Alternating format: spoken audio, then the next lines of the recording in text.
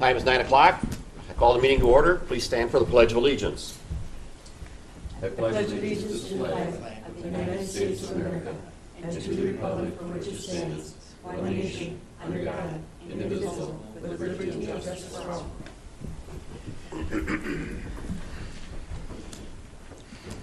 Okay, the agenda. I have one addition, and that is a tax abatement that's been handed to everyone. Actually, there are three. 3 tax abatements, okay. There Under, was one for 3 pages, but okay, 3 Yes. tax abatements. under discussion items? Yes. That'd be number 3 on discussion. Okay. With that change, is there a motion to approve the agenda? I'll make a motion to approve the agenda with the change. I'll second it. Motion made and seconded. Discussion. All those in favor say aye. Aye. And opposed, nay. That motion is carried. Is there a motion to approve the minutes? I'll make a motion to approve the minutes. Motion made. Second. Anyone? I'll second it. Motion made and seconded. Discussion. All of those in favor say aye. Aye. And opposed, nay. Motion is carried. There's not one parking spot available today. Okay, You're all public wet. comment. Anyone who wishes to address the board, please, no personal attacks. Good morning, Commissioners. My name is Ed Walsh. I live at 45593 Lost Valley Drive in rural La Crescent. Last May 20th of last week, you may have received an email from me. That email was inadvertently sent to each one of you and others. My intention was to send the email solely and only to Bruce Cumicle. Unfortunately, what happened, I looked at the email from Bruce on my iPhone. I hit the arrow to reply to reply all. Apparently Bruce had copied you on his email, and when I hit reply all, my reply went to everybody. I want you to know I did not intend to do that. My comments were to be directed solely and only to Bruce Cumicle.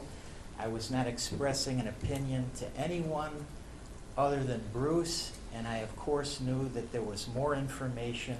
There would be 2 proverbial sides to the story, and I was going to communicate with Bruce following my return from Italy. I did not realize I had sent the email to everybody until Commissioner Zimieski sent me Mr. Krukow's email, which I read in customs line at O'Hare Airport last Sunday, and I was totally confused and finally realized when I went back to my sent box that I had sent my email to everybody. I want to deeply and sincerely apologize to you for sending that email inadvertently to you. If it created any chaos or problems for you, I deeply apologize. And I apologize to Mr. Krukow if he is in the audience, and thank you for letting me speak. Thank you. And if you have any questions, I'm happy to answer them. I made a special trip to join you here from Chicago this morning. Very good. Thank you. Thank you. Does anyone else wish to address the board? If not, we'll proceed with our meeting.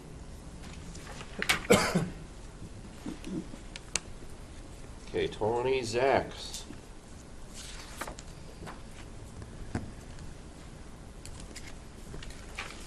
Good morning, everyone. Good morning. My name is Tony Zach. I'm with Mark and Johnson. Jason Plant with Markin and Johnson. Good to meet you guys. We just wanted to take this time and talk to you guys about our construction management with Mark and Johnson. Shar, I believe, passed out this. You guys have that? All right. So I had met with Justin a few weeks ago, and we talked about the highway department building that's coming up, and it sounded like you guys have an architect on board, and we thought that it would be a good idea to sit down and address you guys about our construction management services and how we could we could help you through the process. And I didn't know if you guys would have any questions or if Justin had talked to you guys about this process at all. You know, and to maybe help you out, I just kind of mentioned it a little bit, that there were some other options, kind of like how we had talked with as far as having a general contractor versus a project manager, that kind of stuff. The problem is, and like I told them too, it's hard for me to probably tell in detail how you explained it to me. So maybe even just starting with that and explaining maybe what you could do or the services or what's you know, the differences and options and stuff like that. And just kind of run down and give a brief overview or something. Sure. Well, essentially what would happen in this process is that the board would contract with the construction manager to help you through the process. We would work directly with you and the architect to come up with cost-saving values and also take you through the budgeting phase. I know that you guys have a budget in mind, and we have a building that we're not really sure how much we want to spend and how we're going to get to the final end here. So what we would do is we would bring our construction background and work with the architect to find out how much we can afford with the budget that you have. Essentially, this would go out to different construction managers in an RFP, and you would interview us again, and we would then be hired by you to work as your representative with the architect. Really, the whole concept is that, you know, public or private companies or entities, regardless of your statures, always have a trouble balancing budgets with wants and needs and costs. And architects are one key component of the whole building project, and the owner is the other key part. But what the industry's kind of seen is that by putting your construction expert, whether it's us or whoever, involved part of that team, you just, as a county board or a county or a public entity, are much more informed. So as you're going through the process and the architect's drawing something, they're coming up with options. We're looking at options more from a construction standpoint versus the design standpoint. You know, they're kind of in charge of code and all those types of things that functionality need to happen. And we kind of bring the perspective of, you know, is it block or brick or steel or, you know, all the different options, and then the costs, the upfront costs, the life cycle costing. And now as an entity, you can start making pretty wise business decisions. Yeah, it makes sense to do this, or maybe it's a mechanical system that you want to spend a little bit more on because the operational payback, you know, makes sense. You know, there's a life cycle cost and benefit to it, but that upfront cost is a premium. Well, the overall budget's not going to change, so now we've got to find a way of finding other cost-saving options to offset that premium. So it's just that whole process of having a good handle of the budget from start all the way to bid day. You know, one question that gets asked often with public entities is that mean you're avoiding the bidding process, and that's not the case. We all realize it has to go through a bidding process. The only difference would be is, you know, in the old way, if you will, of you have your architect draw the drawings, and then you send it out to a construction firm to bid, and you get 3 or 4 bids from firms. What this process will do is break it down into smaller bid categories so that more firms have opportunities to bid it. So we may get 25 different bid categories for the site work and the concrete and the masonry and everything that occurs in that project, and then you'll get 3 or 4 bids in each one of those. And so now instead of getting 2, 3, 4, 5 bids, you're getting, you know, 100, 150, 200 bids, because you're getting multiple bids in every one of those bid divisions. So So it allows more room for competition, thus potentially cost savings or whatever, right? Is that Correct, because when you can break these into smaller bid packages, you can get some local contractors that might not have an opportunity to do so if it's a large bid pack. it creates more competition. It also, by the time you get to that point though, and I don't know the exact number that you guys are thinking, I think 6 million floated around somewhere, so if that's close, let's just call it close. But if 6 million is the dollar you are targeting, by the time it gets to that bid process, we know, because we've budgeted and fine-tuned that design down, we know what's at that number, and so that bid process is really trying to create efficiencies to the bidding process to come underneath that. It's not the way of, you know, you have this design and you kind of hope it's 6 million and let's put it out to bids to see if it is. It kind of eliminates that part of it. So, How much do you guys cost?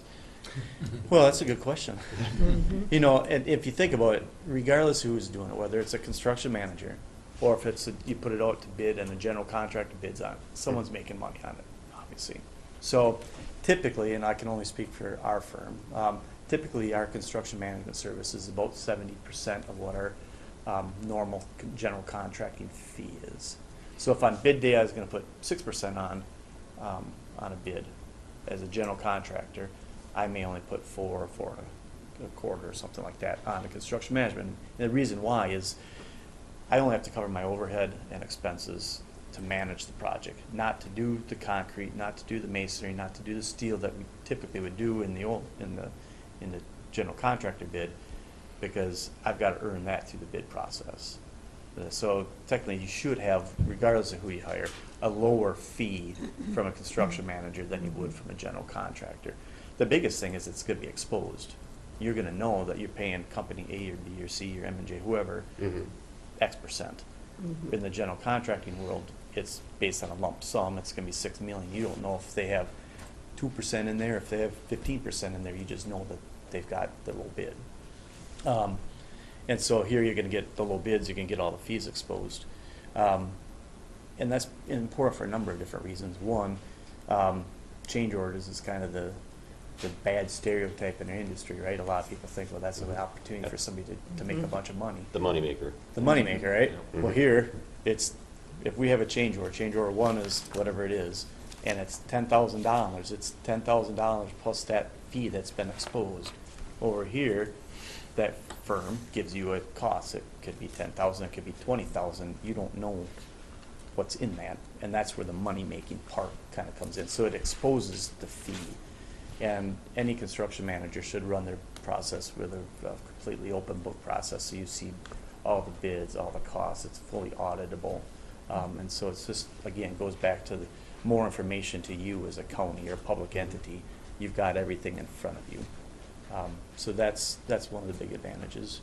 Maybe go through the cost savings if they're. So really, when we take a look at, when we get into the construction phase, so after we help you through what we would call the pre-construction phase, working with the architect and then working with the board to figure out what our guaranteed maximum price is, then we would basically get to the construction phase where we would then manage all the subcontractors, we would manage all the material supplies, we do the on-site supervision, the project management, and the quality control, and it's basically an open book. So any kind of efficiencies that we pick up through that process, so after we have the guaranteed maximum price for you, as we move along through the construction phase and we pick up efficiencies, that money is essentially returned to the county, which is really a fantastic way of doing it.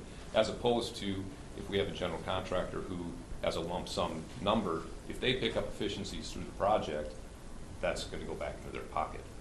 So that's a very big difference between the two.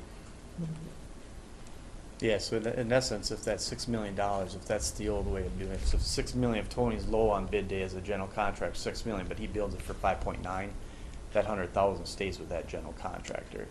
In the construction management process, if the guaranteed maximum price, so that price ceiling is $6 million, let's say, and it's built for 5.9, that 100,000 is reverted back to you.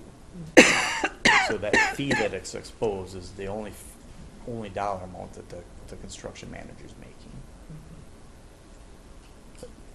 The biggest thing is really, when you think about all of what goes into a building project, and if you've ever built a home, you can kind of start to see on a smaller scale all those decisions that you make when your contractor said, hey, do you want, you want carpet or tile? Oh, I want tile. Well, you didn't know that tile was 10% more, or whatever it ended up being, right? And that's a small scale version of the process. And what we do is we bring that process and every area that the project will include. So it's looking at different structural systems, different mechanical systems, the different materials. It might be sizing. If we're looking at a room and we can lay this room out and, the drywallers can make 20% less more cuts on the drywall, and so they can hang it more efficiently only by changing it by 6 inches. A lot of times that makes sense. Sometimes it doesn't. And those are just a lot of the nuances that you don't have when you just have an architectural firm on board, because they're looking at the design, we're looking at construction, and when you blend those two expertises together, it just is a much more fluid process. And having that partnership sooner than later always helps too. As the building is designed, we're looking at steel building or a precast building, or, what types of components are we gonna be taking a look at? And again, like Jason said, that goes back to, well, we may have some upfront costs here, but over the long, time span of this building, what are the efficiencies, and we can help you and the architect come up with those, with real numbers. Sounds good. So is your percentage based off the final number the building costs or the original? It'd be off the final bid date number. Yeah. Yeah, so if we went into it saying 6 million was the target number, but we went through the process and the bids came in and it was 5.7, it'd be on that 5.7. The architect fee may be different. They a lot of times write in their contract that their fees are based on design development estimates, but that's their end. Would we put you out for bids, I guess, acceptance of bids then? Or Well- being, Every county's a little different, so I don't know exactly what your statutes say, but it would be, as much as I'd like you guys to say, God, these guys are great and let's hire them and move on, from a public standpoint, I don't think that's ever the right thing to do. And so typically what will happen is when you went through your architectural selection process, you probably sent out an RFP that was more of a qualification base, here's the services and expose your fees and that type of thing. So it'd be something similar to that, and we can get you some, if it goes down that path, we can give you some generic examples of what other counties have used, and you can tweak it specific for your guys' needs. But yeah, it would typically go through a public process where you're, Okay. it's more of a qualification-based selection process than a pure cost, more, without a hard bid. an interview Yeah. process or something? But you really owe it to the people of Houston County to go through a process and make sure that you're hiring somebody that, you trust and is competitive and all that Right. stuff. Sounds good. It sounds like a good idea. It's really it's really the norm. It's been the norm in the private sector for many, many, many years. But now in the public sector too. I mean, school districts are doing it, cities and county governments are doing it, and you can see, there's a list right now. We've got the process going for St. Croix County, Trempealeau County, La Crosse County, Eau Claire County, just currently. So it's really the norm, and it's really more of a value-added service for you guys. So, Great. perfect. Any other questions? I have, not this Thank time, you I for guess. explaining Anybody it else? to us, yes. Particularly, Thank you. Yeah, I appreciate you guys coming in and filling us Yeah. in. So. Thank you for your time, we really Yeah, appreciate it. thank you. Thanks. Do you guys need any more copies of these?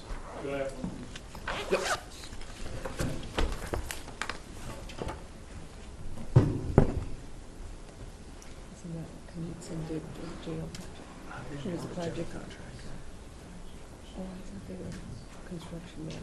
I'm not sure. And I know we've got money back, remember that? Well, we have to go out for an RFP.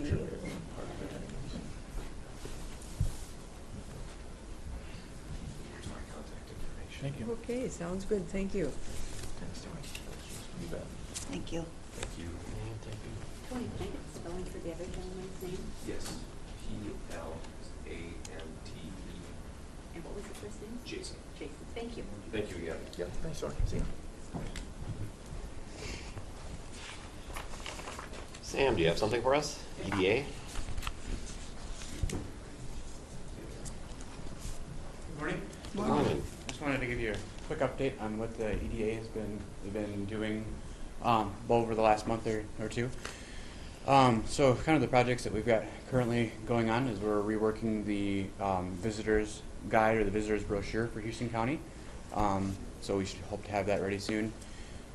We've been revising our revolving loan policies to make sure that each loan that we give out is more of a consistent, has some consistent boundaries to it and has actions outlined to follow, more procedures.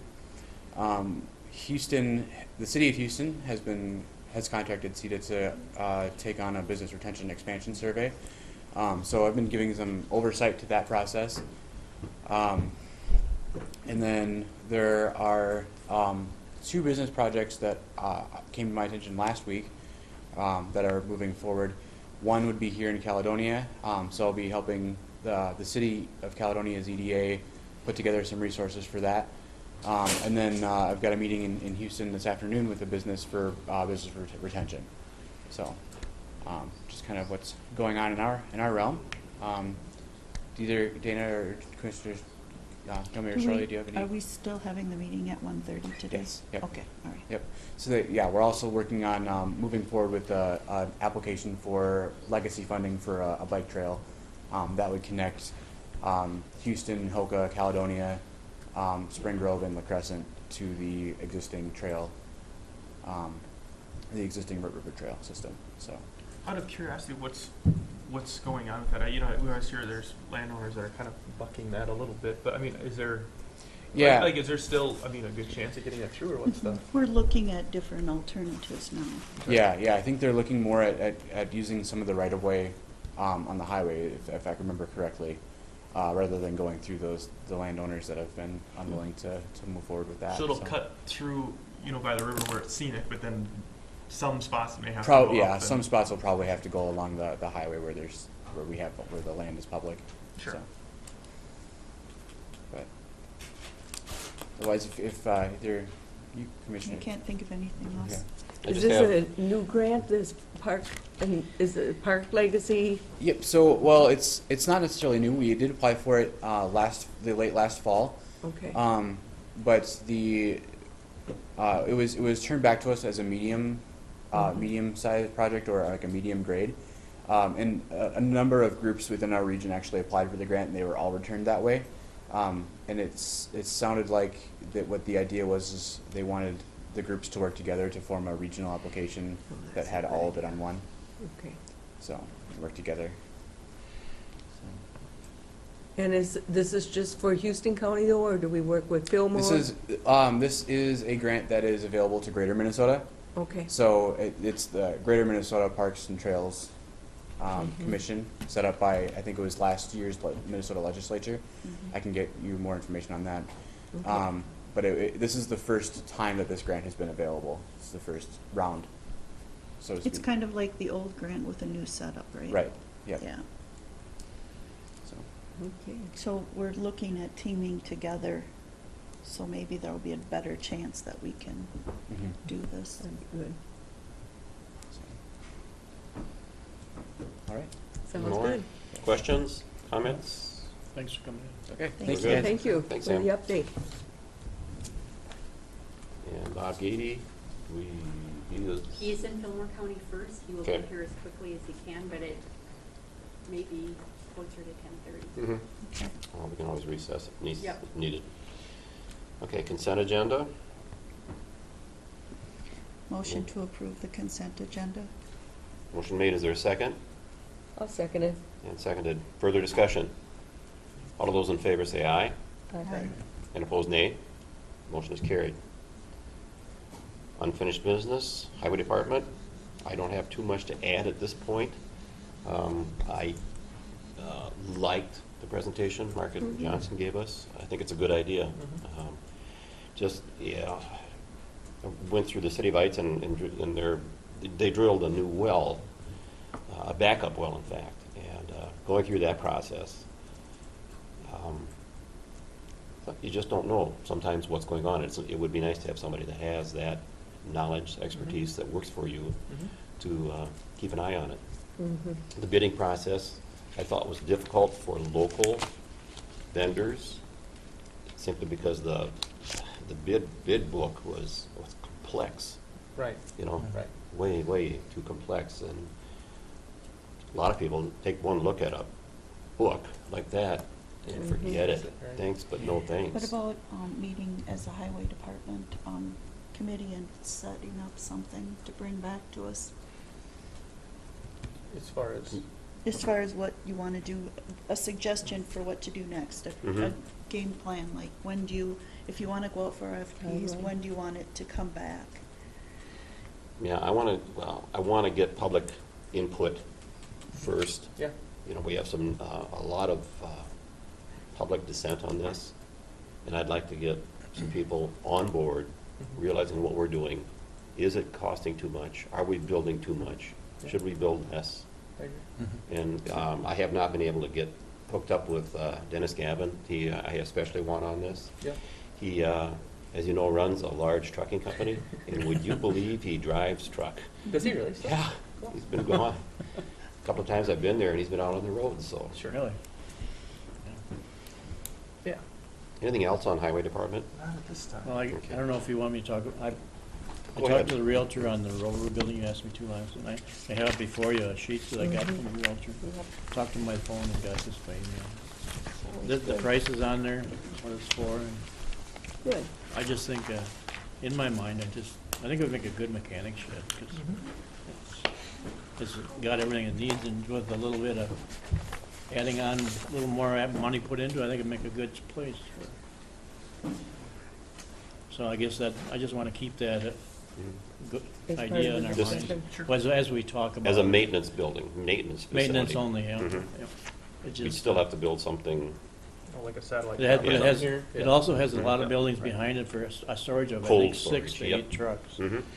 And I just think if you can get a chance to get a property that joins your existing property, that's a pretty valuable property. That's true. You know, there's some negatives I agree with, and there's some pluses too, but maybe we can still talk about that. I did find all the copies that I told Dana The we'd get it to, appraisal, yeah. the appraisal and also the MCIT report. He asked me if I wanted to see it, I said, I've seen it before, so Mhm. I didn't do another tour. He said he hasn't done much with it since he bought it, Mhm. so it's basically the same as what we looked at.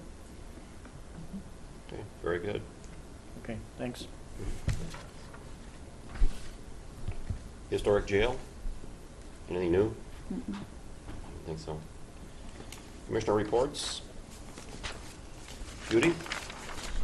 I went to a training that was held here in Caledonia last Wednesday, and it was it's part of a leadership series, and there was really a lot of good information. And we'll be doing it about once a month now. It's comes through Human Services from the state, and it's a lot of finding out about how people work together, studying different personality types. It's kind of on the same mold as the Blandon training was, so it's a really good refresher course for that. And it just talks about the difference between leadership and management a lot, and how our role is leadership. And it was good learning the different leadership styles and how they've changed through the years, and what kind of leadership style is now. It was just excellent training. And that was all that I had. Okay, Justin? Pretty calm. Just had the Memorial Weekend, so. Teresa? The only thing I went to is Judge Fabian and Vicky's retirement, which was very nice. They had a very good program, slideshow, a lot of tributes from the Bar Association. What's his name? Attorney Schultz. Right? Mm-hmm. Did a very nice talk to, he's been here since, 1988, as County attorney first. county attorney and then judge. Yeah. Yeah. So that was very good. That was a very good thing. And I wanted to remind everybody about the district meeting on Monday in Albert Lee for our region. June 8 o'clock, I think it Okay. is. June 1st, okay. It's a bit of a drive, so maybe we can carpool somewhat too. That's all I had. Okay, Dana? No, I had a quiet week myself, nothing to report. I had no meetings of any kind, but I was out and about, I guess, among the neighborhood. I also went to the Judge Fabian retirement party. That's all I got. Okay. We have a motion to approve claims, human services, and license center disbursements. I'll make a motion to approve the claims. Did those go around for signatures yet? Yeah. Jack, where'd you go? Oh, they came this way and didn't go back.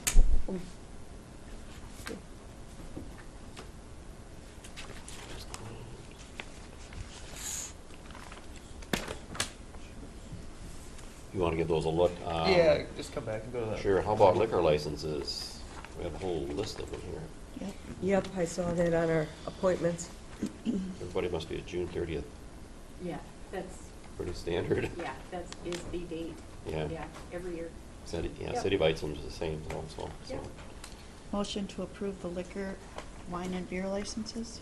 Motion is made, is there a second? I'll second. And seconded, further discussion? All of those in favor say aye. Aye. And opposed, nay. That motion is carried. Okay, and I guess what we got Tax here. abatement? Yeah, we have. Oh, you may as well, yeah. Forgot about that. Tax abatements. And Darby, you wanna? Sure, the first one is Merkowitz. This is the church apartments over here. It is in serious state of disrepair, and we are recommending that the 2015 tax be reduced by $760. The 15 tax. Correct. Mhm. We never go back. No, so Mhm, it's up okay. to the property owner if there's issues to come in. We only do the 1 year. Okay. So how much are we looking at? We are dropping it from 2522 to 1,762, a difference of $760. Okay. And this is just on the county part of it? No, This on is everything? everything. Okay. Correct. If I could get a motion to approve that one? I'll make a motion to approve it. Motion made, is there a second? I'll second it. Further discussion? All in favor say aye. Aye. And opposed, nay. Motion is carried. The next one is for Daniel and Roxanne Schleich in Sheldon Township. And their property was incorrectly classified as non-ag, and it should have been ag. And this one is a larger abatement. The reduction is $2,438. Again, if I could get a motion. So what was it classified before? Non-ag, and it should have been ag. And it's non-homestead? Wait a minute, it was ag non-homestead, it should have been ag homestead. Okay. Okay. I'll make a motion to approve it. Motion made, is there a second? Second. Further discussion? All of those in favor say aye. Aye. Opposed, nay. Motion is carried. And the last one is Timothy and Dana Gunn, Caledonia City. Property was incorrectly classified as non-homestead residential, should have been homestead. We are reducing that by $450. So it was in town? Correct. Okay, I'll make a motion to approve it. Motion made, second. I'll second. Seconded, further discussion? All in favor say aye. Aye. And opposed, nay. That motion is carried. Are most of these discovered by the property owner when they receive their tax bill, or is I it caught think a in lot the of times- assessor's office? Sometimes the assessors catch it. A lot of times the people get their tax statement and they're like, what's up with this? They come in and get looking at it and, Okay. oh gee, you never sent it in your homestead Mhm. card or something to that effect. Is that what happens? Mhm. Okay. Thank Any you. questions on the claims? Good to go? Yep. Have a motion to approve them. Motion to approve the claims, human services, and license center disbursements. Is there a second? I'll second. Motion made and seconded, further discussion? All in favor say aye. Aye. Opposed, nay. That motion is carried. I don't think we have nothing more on the agenda. Should we recess? Should, yeah, probably Might as could. Do well. we have any Until idea we when we'll be arrive. here? 10:30 at the latest. Okay. But he said he would get here as soon as he can. ASAP. That's all I Well, a can lot- tell you. Yeah, he would happen to come here earlier, I guess. Mhm. Send us Grateful for that. an email. Otherwise, I think we'll recess. How about if we come back at 10:15 in case Why don't we do he's... That'd be, That that's good. sounds good. Yeah, that sounds good, very good. Okay. So make a motion, to recess until 10:15. I'll make a motion to recess. Okay, is there a second? Second? No. Discussion? All in favor say aye. Aye. Opposed, nay. We are in recess. Okay, have a motion to reconvene. I'll make a motion to reconvene. Second? Discussion? All in favor say aye. Aye. Opposed, nay. We are reconvened. And you have the floor. Oh, that's yours. Yeah. Thank you.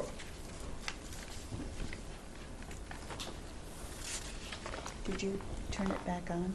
Yep, Okay. yep. I just thought I best Thanks, remember. I appreciate it. Well, good morning. Good morning. I am Bob Gady, and I'm the risk management consultant for MCIT. I want to thank you for placing me on today's agenda. Want to give you an update from MCIT. May not have noticed, you might have noticed this now is a biannual report in that we are giving it every other year, more kind of along the election cycles. So this is a not an every year report anymore. But you're gonna come down anyway, because you. But I miss come us. down anyway. Exactly. So as all of you know, MCIT is into its 35th year of providing coverage, risk management consulting, loss control services through Brian Dowdy, who is your loss control consultant. First, want to talk about some of the membership benefits. Dividends, of course, we'll get to later on in the report. But also important are things like predictable rates. We don't want to have those rates making large fluctuations for the membership, keeping that more stable. We also want to keep our coverage up to date. So we do monitor that through what kind of claims are coming into MCIT, how some of those claims that end up in court, how they're ending up. And also what's happening in the legislature, because that can also affect what kind of coverage changes might be necessary. Just a few notable changes over the past couple of years. Garage keepers is a coverage if you have vehicles in your care, custody, and control. Likely exposure there would be at the sheriff's department, where they may have to retain someone's vehicle. Found that that dollar amount was not sufficient, so that was increased to $100,000. Volunteers are very important for counties, and there is a coverage gap. There was a coverage gap there also, in that most general volunteers are not protected under the Minnesota Work Comp statute. The statute is very specific that only emergency management and sheriff office volunteers are under the work comp statute. Other volunteers are not. So a coverage under our liability called the premises medical payments now will extend to your volunteers. But do keep in mind that that is limited to an amount of $2,500. But it would be of some help if one of your volunteers were to be injured. The last coverage to discuss is probably the most important one, and that is a data compromise endorsement. Now that works more as an extra expense coverage. Now if you were to have a data breach at the county, meaning someone's private information somehow got leaked out, similar to the Target data breach with credit card information going out, you also have private information that could accidentally somehow get out. And that could be considered a data breach. You may have a lot of expenses that would go along with that. You may have to bring in an IT expert. The people that had their data breached may have to have credit monitoring reporting done. So there could be a lot of additional expenses to you. And this endorsement of $50,000 would pay for those extra expenses. So not to confuse it with a liability coverage, it is more to help you with expenses if there were to be a data breach. The claim information on the bottom of that page with property and casualty claims. Now this is MCIT information as a whole. So what we're telling you here under frequency is that over 54% of the claims that are filed at MCIT relate to an automobile. But keep in mind that can range all the way from a broken windshield to colliding with a deer to having a hail damage, and of course even a automobile accident. But with over 9,000 vehicles covered in the trust, that is a pretty major, one of our major exposures. Note that under land use, from a frequency standpoint, that only represents 1% of our claims. So we really are seeing less and less claims in that land use area. Now severity, you see that automobile does go down. That's because, again, some of those are smaller claims, say a windshield or some minor hail damage. Property does increase, because here if we do have a property claim, they aren't that frequent, but likely it's going to be a larger dollar amount paid out. A major windstorm, a fire, a large piece of equipment like a grader being destroyed. Those are pretty big dollar claims. Public employee liability also increases, again, from the dollar standpoint. This typically would be a lawsuit type of claim. So not only do you have a claim, you have defense costs, you likely may or may not have a settlement to pay out, but those dollars really add up in those types of claims. Again, land use staying relatively low at only 4% when we talk about the dollars or the severity of those claims. All right, let's take a look at the workers' compensation side from a claim standpoint. And again, these first two boxes are MCIT as a whole. So we just want to tell you, both from a frequency and a severity, we know where most of the claims are going to come from. They're going to come from sheriff and jail operations, highway, public health, healthcare. That's our most frequent area to see a workers' compensation claim. It kind of makes sense because it kind of goes along with the job. Those jobs have much more exposure than when you look at the office setting. Typical type of claim we see: back strain, knees, elbows, hands, fingers. That's the typical type of workers' compensation claim. The bottom box called Houston County Workers' Compensation Analysis. Now this is information that would be specific to Houston County's workers' compensation. With the work comp line of coverage, there is a component of loss rating, meaning we look at the losses for each specific member and come up with it, and our actuary calculates an experience modification factor. And that factor is specific to Houston County. We do look at 3 full years of loss information. So let's go through the 2015. And in 2015, we'd be looking at the losses from 2013, 12, and 11 to come up with that calculation. If we took just the Houston County payroll times the proper work comp rate for the classification, we would come up with a base cost of $141,309. Now the modification factor, again, that's specific to Houston County, is then applied to that cost. Now think of 1.00 as kind of a benchmark. That's where the actuary would expect your losses to be. So going over the 1.00 means you did have more losses than we expected. The good news is that that is down quite significantly from 1.36 to 1.01. That is a good decrease to see, because at 1.36 you were paying then an additional $48,000 for that coverage. Now with your mod down to 1.01, you see that that additional cost is down to a much more acceptable number at just over $2,000. It's a low number. Pardon? That's low compared to all the years.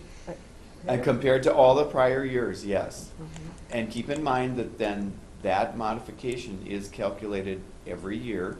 So again, Going into next year, it will change again, but then we take off that 2011 year and look at and bring in the losses from 2014. So that's how that calculation always keeps 3 full years of experience. Can we keep the 11 and drop the 14? Well, you may not want to. Oh, okay. Maybe there's something from 2011 that we hope does fall off. I don't know exactly how the loss history looks for 2014 as far as workers' compensation. But that modification definitely headed in the right direction. So keep up the good work on the safety end, because safety does really come into play with that, because that really represents injured employees. Does it make a difference, like, which part of the state you live in as far as workman's comp? I mean, no, it all kind of, okay. It really doesn't, because all parts seem to have, you know, a lot of times we see those first snow and ice storms. Our incoming work comp claims are pretty busy. Okay. Fall downs. And I mean, that can happen in any part of the state. And then you saw the areas where most of them do come from: the sheriff, Yeah. jail operations, the highway, and all of our county members have that exposure. All right, moving on to the next page, something the MCIT board looks at all the time is keeping fiscally sound, meaning having the proper funds to keep the trust going.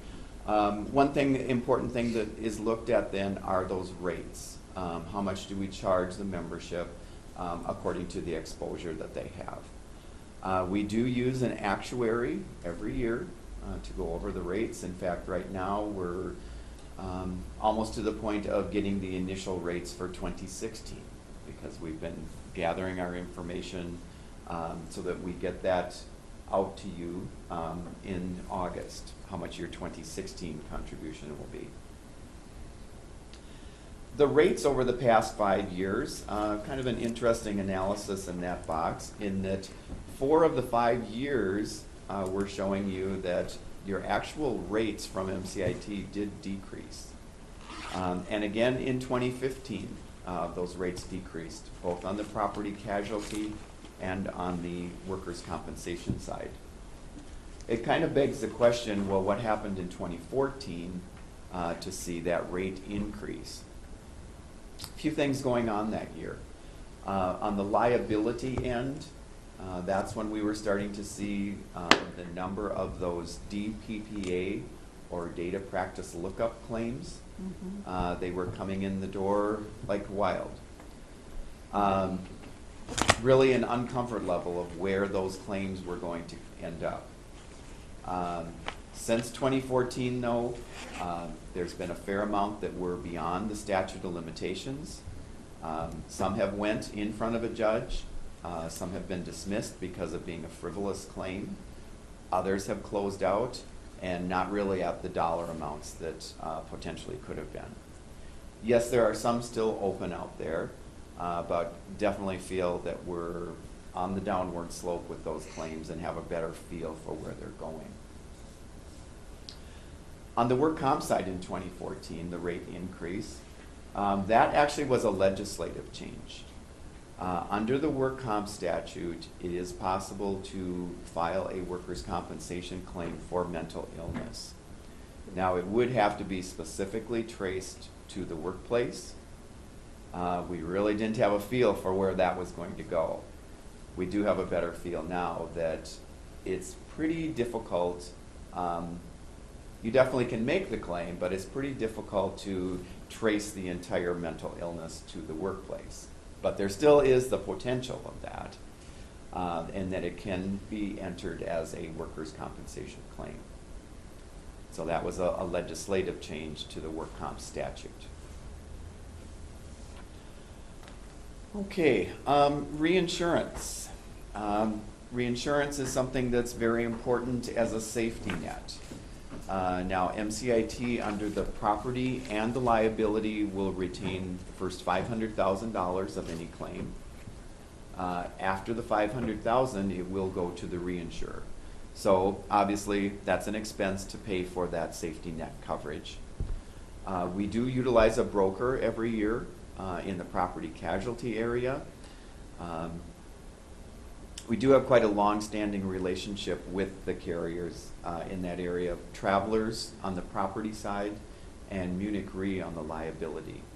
And again, that reinsurance would then take over after $500,000. Work comp side is quite a bit different.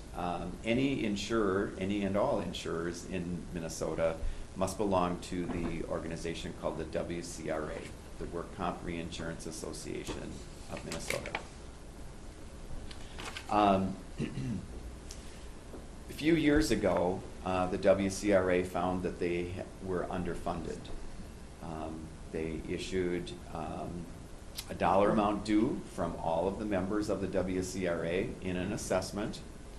And actually that assessment was paid off in a 3-year time period. And that dollar amount did come out of MCIT fund balance. So that was not passed on to the membership in the form of a bill. That was something that was paid out of fund balance. So another reason why staying fiscally sound, keeping a strong fund balance is important, because we never know when surprises like that can come along. All right, on the bottom of that page, the always popular dividend discussion. Now, dividends are not guaranteed from year to year because it is dependent on 2 main factors.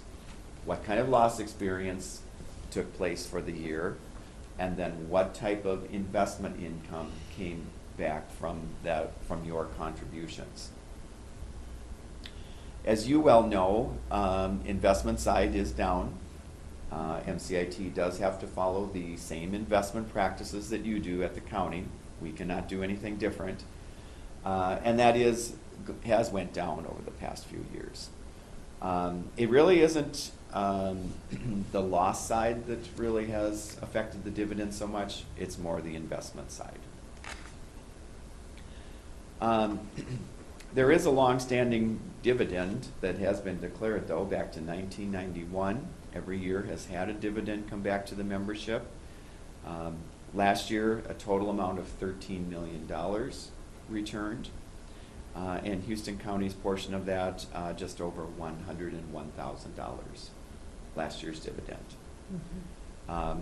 It's a little too early to predict this year's dividend, but that is something that is determined in August, is when we start looking at that. See, Bob, real quick, do you see statewide, do most counties get dividends, or is it just kind of a few, or how does that?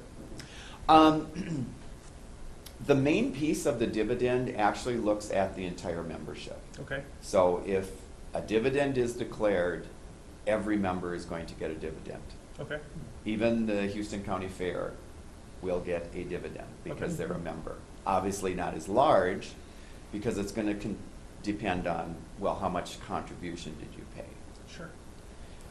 So here's the other question. Like, if every year it looks like, there's been quite a bit of money given back. I mean, just small little Houston County's getting $100,000. Okay. So then the question is, do you guys look at that and say, okay, we're going to reduce our rates that each county's putting in, since we're always giving back, to try and offset that? Or, I mean, I know it's not necessarily a profit-bearing deal, so it doesn't matter, you're getting the dividends back. But I mean, the upfront cost coming down, because we're always getting money back, we're going to reduce the premiums that you guys are paying. So, does that ever come up? Or? Actually, going back to the previous page, that did kind of come up. Okay. Because you see there, there were 4 out of 5 years a rate reduction. Right. Okay. So that did say our fund balance is pretty strong. I see. Gotcha. We can reduce these rates. Gotcha. But again, that's something we want to look at every year. Right. Because look at that new exposure that came up in 2014. Sure. Yep. Real uncomfort level of where that had a lot of potential. Oh yeah, it did. It did. That was a And big so, deal. you still wanted to be fiscally able to handle those claims. Right. Sure. Cool. Thank you. Yep.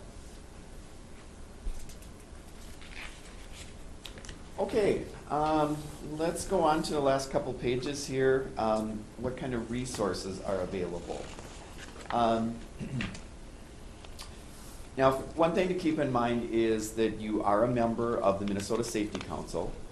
That comes through your MCIT membership. So the Safety Council can be a great resource in many different ways. One of the programs that they administer is defensive driving. So if you have interest in that defensive driving, it can either be a classroom setting right here at the county, or it can be something done through DVDs that are passed out to you. But it is a program that's available, and it's available at no cost.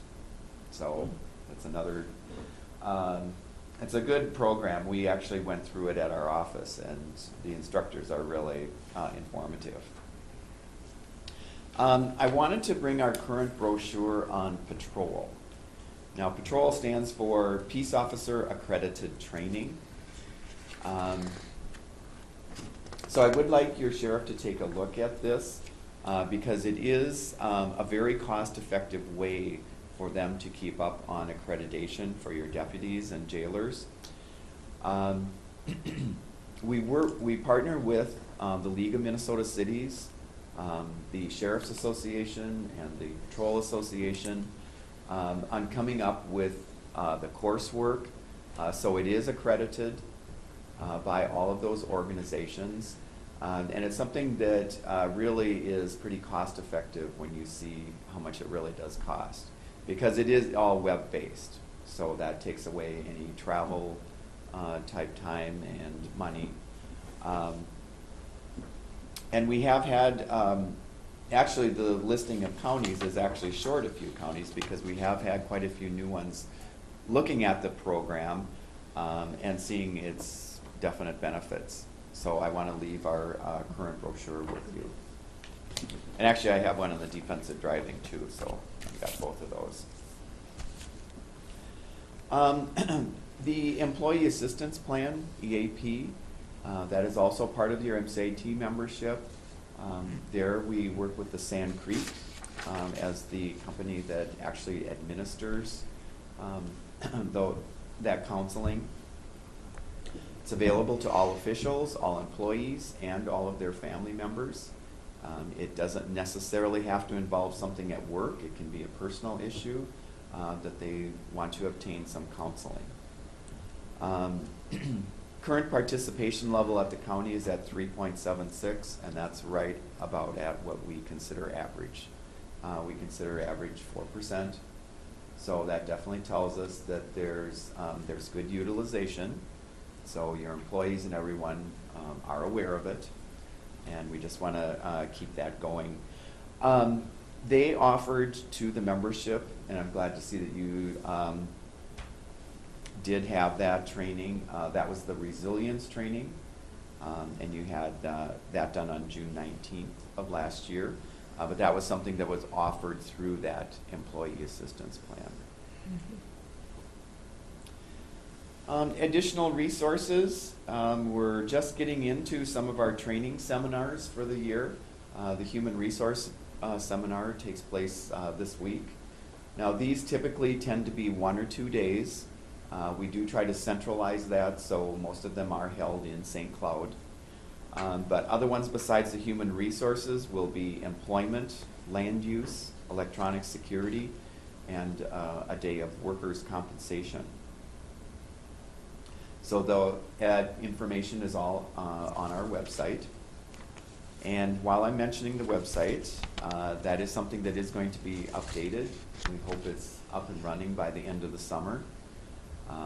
Hope that it's going to be much more user-friendly, and that sometimes you might have a specific topic you're trying to look up and have trouble finding it because things are done by a title. So we want to add that feature of a search engine that will help you look things up and find some of our resources.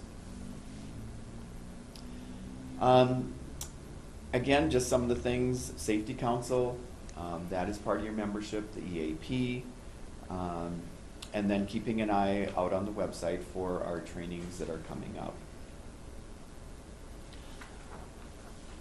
I also am going to leave this handout, and this is just a handout of all kinds of various topics.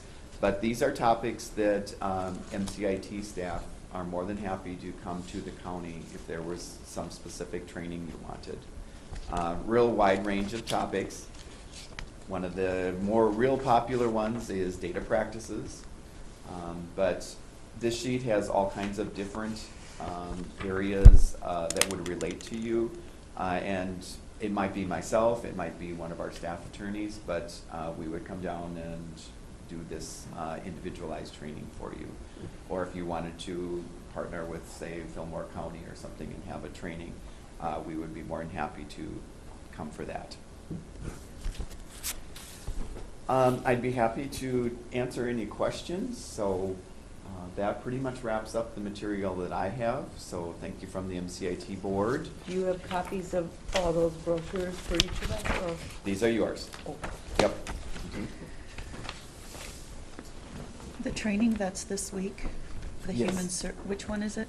The human resources Okay. certification. Right, so that is for the human relations person, right?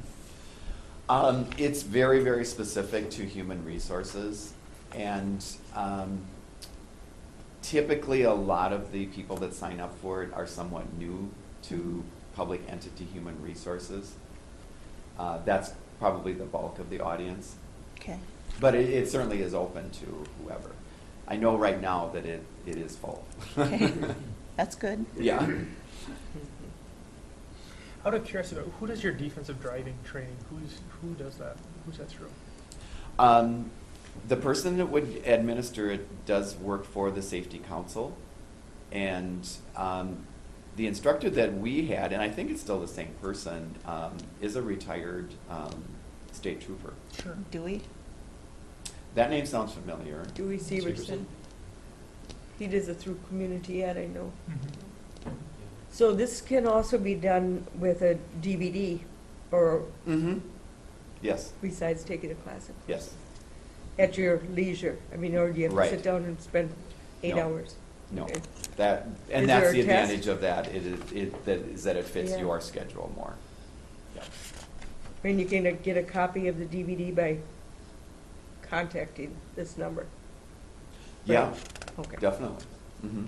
Yep. And it will also show in this. Okay. We had talked about last year offering that at the county. When you were here last year, we kind of asked about it because it would be really good to have it out there for all the people who drive for the county too. Yeah, and it does, the classroom one kind of gets into 3 specific areas. General use of a vehicle, then more the heavier trucks, and then passenger, like small buses and that type of thing. Now keep in mind, it would not get into sheriff vehicles, because that is such a specific thing that needs very specific training.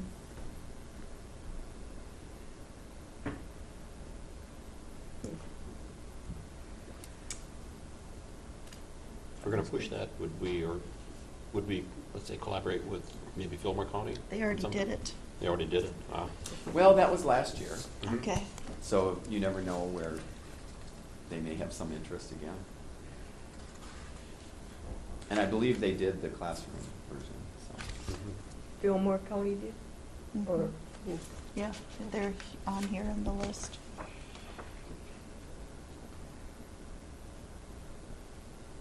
And that just indicates that they did the program last year. And Mhm. it doesn't cost anything, correct? That's correct. Oh, I see No that. cost.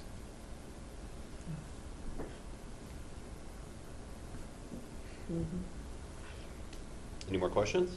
So can you use that defensive driving training to lower your personal car insurance too? What I've heard is that it will take some credits. Okay. I don't think it's enough for the total amount that's necessary, but it will apply some credits to that. Because I know the class at Community Ed through Dewey Severson is for your lowering your insurance. Yeah. That's one of the things they always say about it. this doesn't quite cover that then. Correct. Mhm.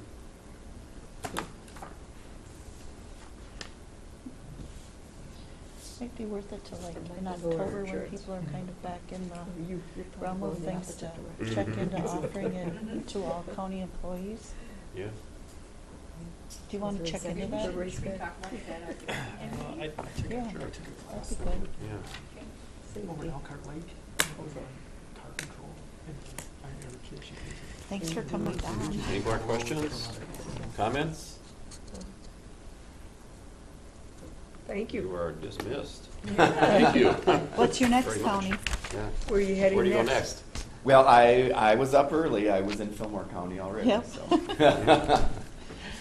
That's kind of the difficult of these is when you get so many Tuesday mornings. Yep, that's right. Yeah. Thank you. Is there a motion to adjourn? Absolutely. Oh, I said So so. moved. Just a second. Yep. Justin? Yep. Okay, is there a second? I'll second it. Discussion? All in favor, say aye. Aye. Opposed, nay. We are adjourned.